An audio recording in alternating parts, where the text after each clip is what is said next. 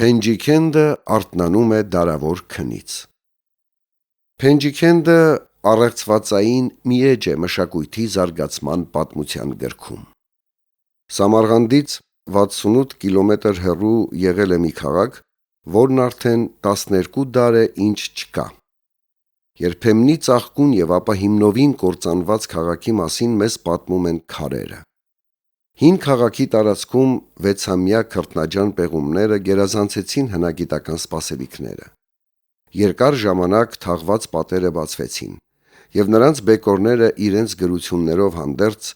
տրված են Էրմիտաժին, Սամարղանդի եւ Դուշանբեի թանգարաններին վերցանելու։ Եվ ահա ինչ են պատմում հնագիտական այդ քարանյութերը։ 8-րդ դարի առաջին քառորդի վերջում ամբողջ Միջին Ասիան նվաճված է եղել արաբների կողմից։ Բայց Փենջիքենդը դեռևս պահպանելիս է եղել ինքնուրույնությունը, շնորհիվ իր հարմար դիրքի եւ մասամբ էլ իր տիրակալի Դիվաշտիչի դիվանագիտության։ Վերջինս նամակ է ուղարկում արաբներին եւ խոստանում շուտով հնազանդվել նրանց,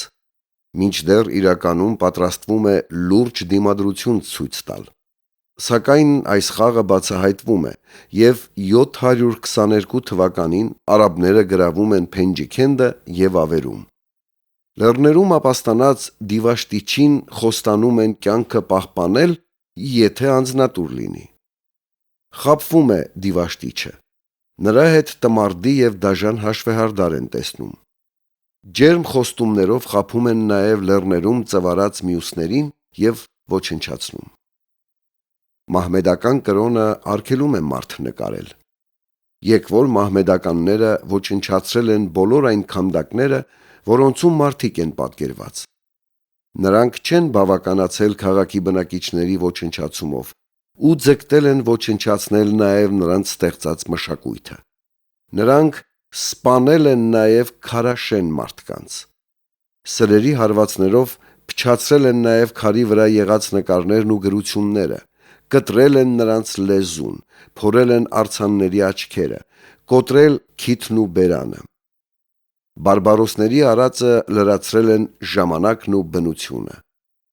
Բույսերն իրենց արմատներով, թռչուններն իրենց աղբով, ջուրն իր հարատև ներգործությամբ շարունակել են ավերել մարդու ստեղծած արժեքները։